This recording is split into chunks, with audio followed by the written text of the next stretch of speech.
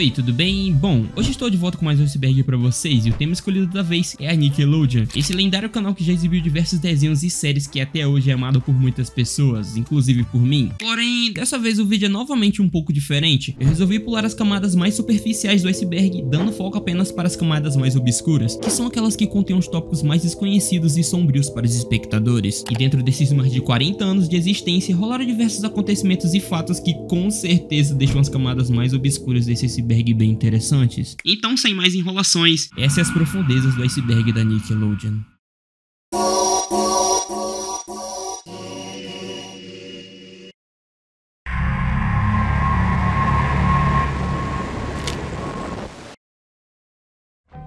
Os bebês de Rugrats estão mortos. Essa teoria não tá no iceberg base e eu acabei tirando ela do iceberg da Nickelodeon feito pelo usuário Atumalaca Palmeirense no iceberg Brasil. Bom, os Rugrats é o nome de uma série de animação que estreou originalmente em 1991 nos Estados Unidos e foi exibida até 1994, retornando em 98 e sendo exibida até 2005. E a série foi criada por Arlene Kleski e Gabor Kisupo e foi exibida no canal de televisão a cabo da Nickelodeon e contava as aventuras imaginativas de bebês. Enfim, essa teoria sombria sugere que os personagens da série são fruto da imaginação perturbada de Angélica, devido ao descaso de seus pais. E nessa teoria conta também que Chuck e sua mãe morreram em 1986, levando seu pai Chess a ficar extremamente nervoso. O Tommy teria nascido em 88, como Nat morto, ou seja, morreu dentro da barriga da mãe, levando seu pai Stu a lidar com a situação fazendo brinquedos constantemente no porão, para o filho dele que nunca teve a chance de viver. Os DeVilles fizeram um aborto em 1990, e como a Angélica não sabia se seria menino ou menina, ela acabou criando em sua mente os gêmeos. E em All Grown Up, que é uma continuação de Rugrats, exibida de 2003 até 2008, a adolescência de Angélica é marcada pelo vício em drogas e agravamento da sua esquizofrenia. A Angélica mergulha em um mundo de alucinações dando vida às suas criações infantis por meio do uso constante de ácidos, e a tragédia familiar incluindo a morte por overdose de sua mãe em 82 e o casamento de seu pai com a prostituta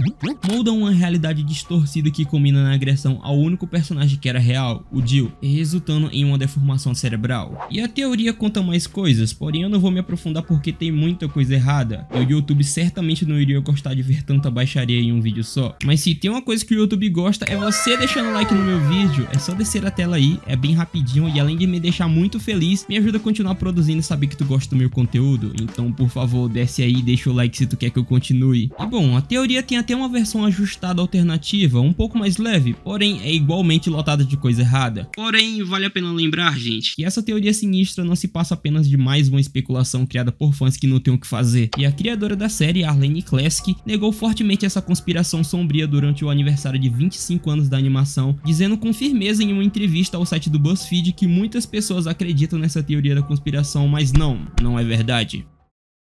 Bob the Lizard Boy. Bob the Lizard Boy é o nome de um curta feito especialmente para o Nickelodeon, criado pelo animador americano Sean Bacon-Reimers em 2002. E a história girava em torno de Bob, um garoto estranho meio camaleão que seus pais eram um pouco peculiares, sendo o pai dele um humano e a mãe dele uma iguana, que deixam ele aos cuidados da temida babá mais malvada de todos os tempos, chamada Laura. Enfim, a história começa quando os pais de Bob saem da cidade e deixam ele com a babá Laura. Porém, como a Laura queria deixar o Bob meio de castigo, ele tenta ao máximo sair daquele castigo e o Bob acaba usando suas habilidades de camaleão, mudando de cor e soltando até o braço, que cresce de novo como se fosse o rabo de uma lagartixa. E no fim do episódio, depois de se esconder no armário, o Bob acaba engolindo a babá, que só é salva depois que os pais de Bob chegam. Aí eles puxam ela da barriga de Bob e ela de certa forma ficou traumatizada e sai correndo dali. Enfim, por muitos anos apenas 2 fotos e um clipe desse curta estavam disponíveis na internet. Uma página no nick.com trazia até a descrição do curta de 2002 e a opção de assisti-lo, mas não tinha como ver o vídeo. Até que, ironicamente, em 1º de abril de 2015, um usuário do Lort Media Wiki acabou encontrando uma versão completa do curta da Nicktoons Network em um vídeo não listado do YouTube enviado em 25 de novembro de 2013.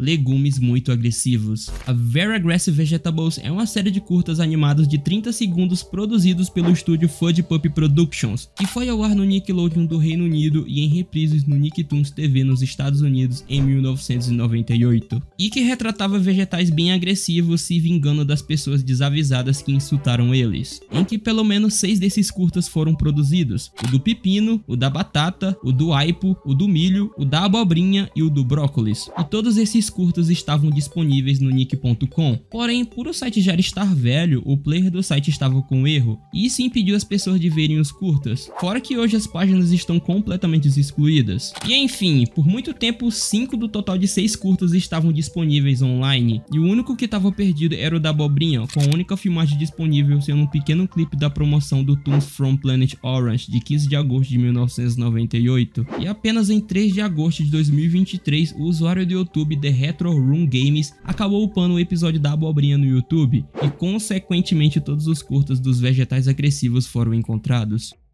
Música tema de Kurt Cobain para Ren e Stimpy. Ren e Stimpy Show, ou simplesmente Ren e Stimpy, é uma série animada criada para Nickelodeon por Bob Camp e John K. E esse foi o primeiro programa original da Nickelodeon ao ser exibido. E a série estreou originalmente em 11 de agosto de 1991 e foi um sucesso instantâneo tanto de crítica quanto de audiência. E isso durou cerca de 4 anos, até que ela fosse cancelada em 1995. Enfim, essa série acabou causando um grande impacto na cultura pop, porém uma história que quase ninguém sabe é sobre a ligação do Kurt Cobain com a série, em que ele supostamente tentou gravar uma música para ser usada como música tema do programa em 1990, um ano antes do programa ser lançado. E dizem que Cobain visitou até o estúdio do Spunk Animation, o estúdio de animação americano responsável pela série, querendo criar uma música para a série, porém os chefes acabaram não curtindo a ideia e o John Carter ficou irritado com isso, e a música foi descartada, e desde então nunca mais foi mencionado nenhum tipo de gravação da música. Nenhuma cópia surgiu e a única evidência é um relato de Billy West, o dublador de Stimpy, em um podcast. Mesmo se existirem cópias, a versão da Nickelodeon foi descartada, tornando improvável que algum executivo tenha alguma cópia. O próprio Kurt Cobain veio tragicamente tirar a sua própria vida em 5 de abril de 94 e não encontraram nada sobre essa tal música. E em uma entrevista de 2019, John K disse não se lembrar do Kurt Cobain ou desse boato. E em maio de 2022, Billy West negou no Twitter afirmando que Kurt Cobain não gravou nada para Ren e Stimpy, desmentindo a história que ele mesmo criou. Ou seja, ou a história era verdade e as pessoas preferiram fingir que ela não existiu, ou de fato isso tudo era falso o tempo todo. Enfim, só o tempo dirá, nem o tempo dirá, enfim,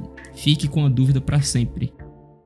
O piloto de The Backyardigans. Seus amiguinhos os Backyardigans.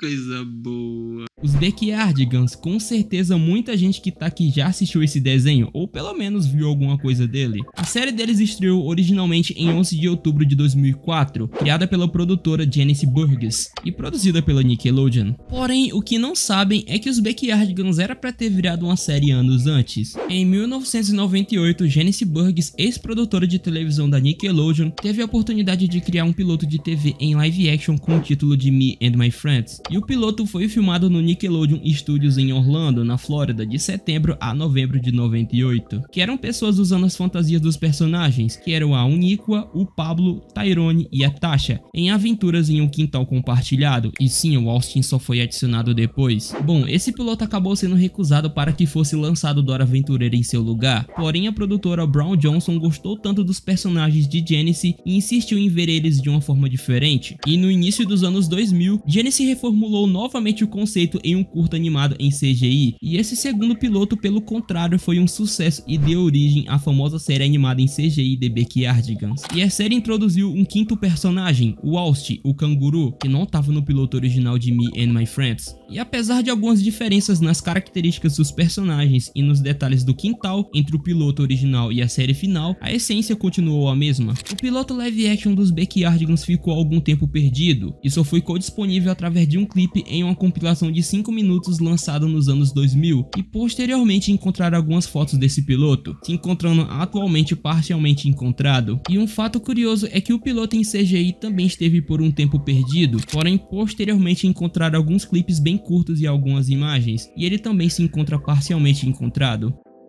Kablam Episódio 29. Kablam é uma série animada da Nickelodeon que estreou originalmente em 11 de outubro de 1996 e foi exibida até 22 de janeiro do ano 2000, com repetições até 2 de novembro de 2001. No início dos anos 2000 surgiu um intrigante mistério em torno de um episódio supostamente perdido de um desenho popular na época, e isso foi registrado nos guias de episódios da TV.com e da Wikipedia, quando alguém que não se identificou adicionou esse episódio nas listas, e isso acabou gerando muito muitos boatos na internet, com várias pessoas dizendo que tinham assistido a esse episódio, apesar de ninguém ter fotos ou evidências concretas que realmente viram. E esses relatos persistentes inspiraram os fãs do desenho a criar suas próprias histórias e obras, mantendo essa tal especulação do episódio por muito tempo. Enfim, a suposta trama desse episódio perdido era cheia de drama, com Henry e June, dois personagens da série, encerrando a série de quadrinhos, incluindo um momento em que June beijaria Henry e se despedindo do público. E acontece que dizem que esse episódio foi descartado devido ao sucesso contínuo do programa, sendo esquecido à medida que novos episódios eram produzidos. Que é uma mentira bem meia boca. A verdade é que esse episódio 29 surgiu em 7 de dezembro de 2015, quando o criador de Henry e June, Mark Marek, lançou um episódio chamado Episódio 29 em seu site. E surpreendentemente o episódio não tinha a trama que mencionei anteriormente, sendo na verdade o 29º episódio da série chamado Your Logo Here. E isso foi uma resposta clara do criador a todas essas especulações mencionadas, provando de que não era nada disso que o povo tava falando, e sim apenas um episódio normal. E anteriormente, em 2011, Mark Marek tentou até desacreditar os rumores, afirmando que Henry e June não tinham sentimentos românticos. Sendo assim, esse episódio especulado era falso. Porém, com a falta de uma simples captura de tela desse comentário, ficou difícil provar a veracidade dessas palavras. Enfim, houve muita confusão em torno desse episódio perdido, e isso se misturou com relatos fakes sobre uma possível cerimônia de premiação que foi comparada de forma errada a outros episódios do programa. E algumas pessoas pensam que essa confusão pode ser mais um caso do efeito Mandela, que é quando um grupo de pessoas se lembram de memórias falsas muito parecidas, criando uma história compartilhada sobre esse tal episódio. Além disso, muitas pessoas acreditaram que o episódio 29 foi removido da programação da Nickelodeon para dar lugar a uma nova temporada. No entanto, em setembro de 98, o TV Guide desmentiu essa ideia, confirmando que havia um especial planejado antes da suposta estreia do episódio 29.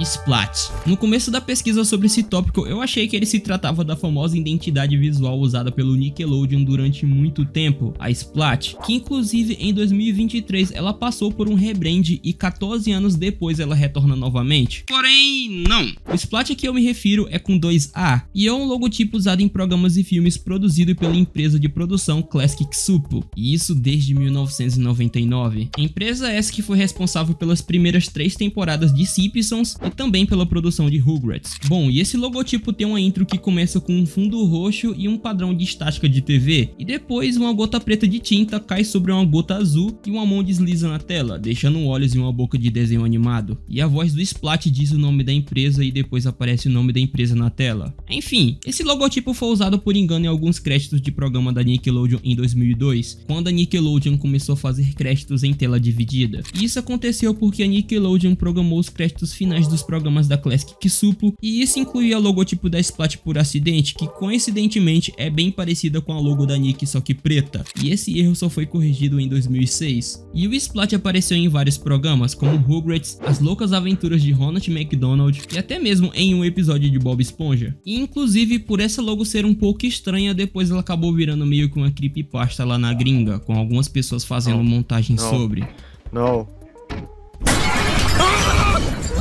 Ren and Stimpy Life Sucks. Bom, esse é o nome dado a um episódio descartado de Ren e Stimpy Adult Party Cartoon. Esse Adult Party Cartoon foi uma série de Ren e Stimpy lançada em 2003 e que foi feita especialmente para o público adulto, como se o antigo já não fosse feito para crianças. Porém, o antigo tinha incrivelmente a classificação para crianças a partir de 7 anos. Já esse agora verdadeiramente era indicado para maiores de idade. Enfim, esse episódio foi feito na época em que o criador do desenho, John Kricfalusi, foi demitido da Nick em 92, porque ele estava constantemente atrasado com os prazos e não se dava muito bem com a Nickelodeon. E depois que ele saiu, o programa não foi tão bem sucedido como antes. Esse episódio sairia na antiga série de Ren e Stimpy que esteve no ar de 1991 até 95, mas ele foi empurrado para o Adult Party Cartoon quase uma década depois, e pelo menos 1/3 desse episódio foi gravado e feito o storyboard, porém não conseguiram terminar a produção dele a tempo. Bom, esse episódio é chamado Life Sucks de Ren e Stimpy de 2003. A história começa com Stimpy Stimpy feliz cuidando do seu jardim. Daí o Ren chega e diz a Stimpy que a vida é uma merda. E o Stimpy discorda dele, mas depois Ren conta a Stimpy sobre a Cruzada das Crianças, uma história bem triste em que muitas crianças marcharam para a Terra Santa para recuperar ela, mas acabaram sendo mortas ou vendidas como escravas assim que chegaram. Evento esse que aconteceu na vida real por volta de 1212 na Idade Média. E algumas curiosidades é que muitos funcionários da equipe de produção acharam que esse era o melhor episódio de Ren e Stimpy. E originalmente esse episódio deveria ser um filme, mas decidiram transformar ele em um episódio por motivos desconhecidos. E como eu já citei, houve planos de trazer esse episódio de volta para o Adult Party Cartoon de Ren e Stimpy, mas isso não aconteceu devido ao cancelamento repentino do programa em que não durou nem um mês direito.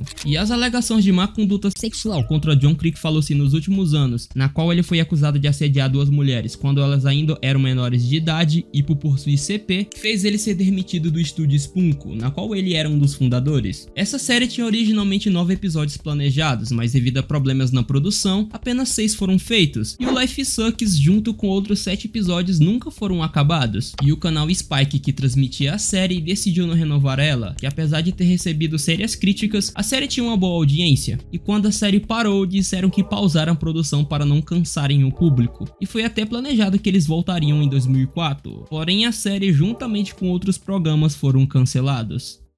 Doug é esquizofrênico. O Doug é uma belíssima série animada americana da Nickelodeon, estreando originalmente em 1991 e ficou no ar até 1994. E bom, o Doug ele foi o primeiro Nicktoon produzido e exibido, e contava a história de um menino de 12 anos chamado Doug Funny, e a série é baseada em um livro que nunca foi lançado, chamado Doug Got a New Pair of Shoes, criado pelo cartunista Jim Jenkins, o mesmo criador de Pink Dink Doo, por exemplo. Enfim, o enredo todo da série girava em torno das dificuldades do dia a dia enfrentadas por Doug em suas aventuras, que na maioria das vezes era fruto da imaginação dele, que era bem ativa. E por causa disso, todo episódio incluía várias sequências de imaginação, já que o Doug passava quase o tempo todo imaginando o que poderia acontecer e anotando esses pensamentos no diário dele. E pela presença contínua dessas sequências de Doug viajando na maionese e sonhando acordado, algumas pessoas se perguntaram se Doug tinha um problema mais sério do que apenas uma imaginação gigante. E daí surgiu a teoria de que Doug era esquizofrênico. E esses devaneios que o Doug tinha às vezes colocavam ele em situações engraçadas, e ele se perdia nesses pensamentos, mas geralmente tudo que ele conseguia fazer era fazer as pessoas rirem, em que ele se imaginava em várias situações hipotéticas, assim como o super-herói, o lendário Capitão Codorna, que obviamente só existia na mente dele. E o problema era que esses devaneios pareciam tão reais que ele acabava se metendo em situações meio constrangedoras com frequência. Isso deixava o Doug preocupado com o que os outros pensavam dele o tempo todo. E a teoria se baseia na ideia de que Doug ficava muito confuso e tinha uma dificuldade em distinguir entre a realidade e a fantasia devido à intensidade e a frequência desses devaneios. Porém, isso é apenas uma teoria, e eu, como um fã do desenho do Doug, admito que de fato parece que o Doug possa ter algum problema relacionado a esses pensamentos. Porém, eu acho que isso não seja real, e ele é apenas um menino com imaginação muito grande. E a verdade é que a coisa mais triste de Doug é que ele foi vendido pra Disney em 96, e esse Doug da Disney é muito ruim quando comparado ao Doug da Nickelodeon. A melhor coisa que tinha no Doug era a intro, pô. Aí, velho, os caras trocam a intro também. Que isso, pô? Pelo amor de Deus, cara.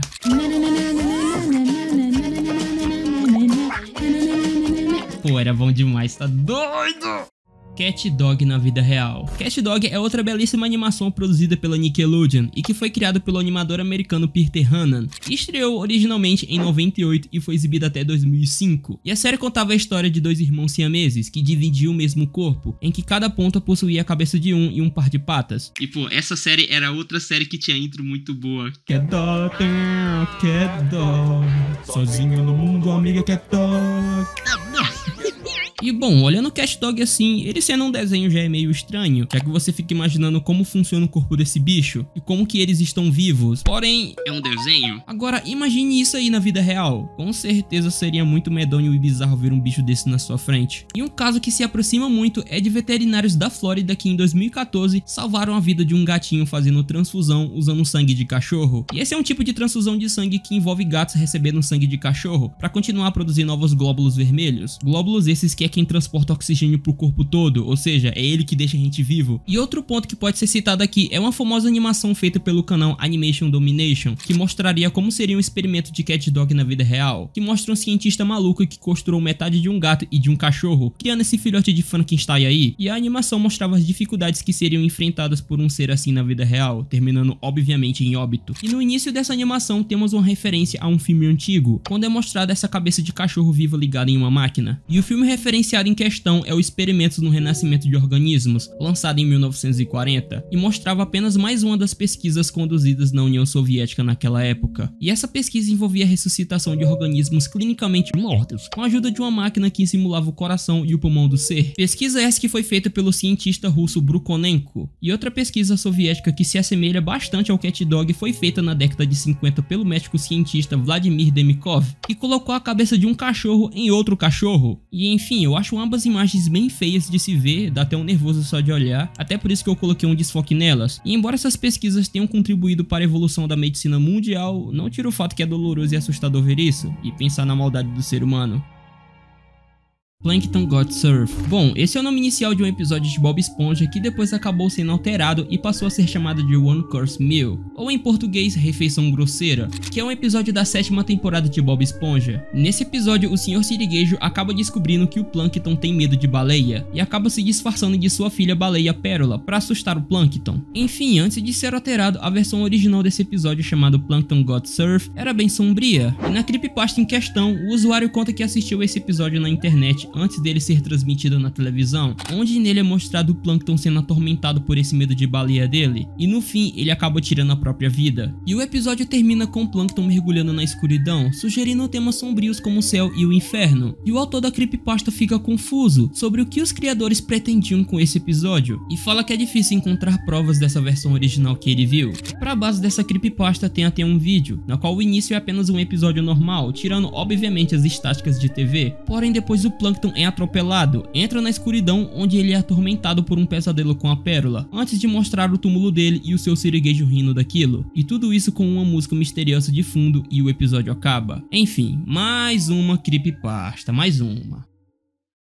Now Living Bikini Bottom. Esse é o nome do episódio piloto do spin-off de Bob Esponja chamado Room of Four, que foi lançado em 2014, uma série que era centrada no Lula Molusco, Senhorita Puff, Plankton e Karen, que decidem deixar a fenda do biquíni e morar juntos em um apartamento. E cada personagem tinha razões diferentes para sair da fenda do biquíni. Lula Molusco, por exemplo, estava irritado com Bob Esponja e Patrick, a Senhorita Puff por causa dos acidentes dela com Bob Esponja na autoescola, e a Karen menciona problemas com seu sirigueijo. Daí o Plankton revela que ele saiu de lá por causa do seu sirigueijo, e ele encheu tanto o saco que uma vez ele quase tirou a própria vida. E obviamente que esse episódio faz referência ao Refeição Grosseira, citado por mim anteriormente, e que é considerado por muitos um dos piores episódios de Bob Esponja. Mas enfim, gente, eu não posso garantir de forma alguma a veracidade desse episódio, que na minha opinião é fake demais, já que até a página que fala sobre esse episódio diz que tanto o criador do episódio, quanto o criador da série, e de tudo é o Trevor Phillips. E pesquisando sobre esse Trevor Phillips aí, sim, é o Trevor do GTA V.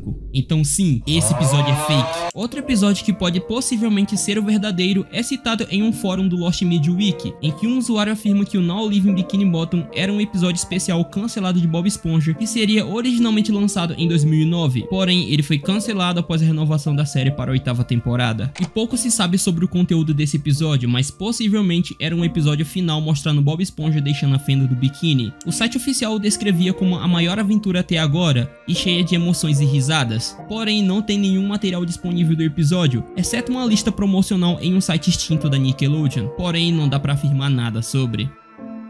Filme da Nickelodeon que usou ossos reais. The Butcher é o nome de um possível curta-metragem live action do início dos anos 2000, que apresentava fantoches peculiares feitos de ossos de animais reais. E ele chegou ao conhecimento semi-popular depois que um usuário com o nick de DeadAbuser00 fez uma postagem no subreddit Type of My Tongue, contando um relato peculiar que envolvia um suposto curta-metragem com o título de The Butcher. E após descrever alguns detalhes estranhos do filme, como ossos de animais reais sendo usados na criação dos fantoches, o o National Film Board of Canada, que é uma agência do governo canadense responsável pela produção e promoção de filmes e documentários e que na época estava associada à Viacom, que era detentora dos direitos da Nickelodeon, tentou procurar qualquer prova da existência do tal curta em seus arquivos, mas não encontrou nada. E com poucas evidências além do relato do Dead Abuser 00 e alguns outros depoimentos, levantou a suspeita de que o curta poderia ser fake, uma memória inventada ou apenas uma confusão com outros filmes. Enfim, de acordo com o relato do Dead Abuser 00, The Butcher seria transmitido pela Nickelodeon entre 2001 e 2004, e se destacando por sua atmosfera sombria em comparação com outros curtas da época. E a introdução do curta, que era em preto e branco, antecipava a natureza peculiar do curta, com fantoches feitos de ossos reais de animais sendo cortados por mãos humanas com uma faca de açougueiro, e cenas perturbadoras de animais em recipientes de vidro e a criação de uma abominação a partir da fusão de criaturas também faziam parte do enredo do curta, e tudo isso era acompanhado por música ambiente e efeitos sonoros sombrios, já que o curta não tinha diálogos. Durante a busca pela verdade, uma postagem no Reddit sugeriu que o curta Butcher's Hook, de Simon Pummel de 1995, poderia ser o filme mencionado, embora com detalhes um pouco diferentes. O Dead Abuser 00, por sua vez, não estava totalmente certo se o filme foi transmitido pela Nickelodeon ou Cartoon Network, e acabou adicionando mais mistério no caso. Enfim, um outro usuário teorizou que devido à natureza sombria do curta, o Dead Abuser 00 poderia ter confundido o canal. O canal latino-americano Locomotion, conhecido por mostrar essas animações experimentais, foi sugerido como possível canal que de fato exibiu esse curta, e devido à semelhança na pronúncia com Nickelodeon, o user acabou confundindo os canais. Nickelodeon, Locomotion, Nickelodeon, Locomotion, Nickelodeon, Locomotion.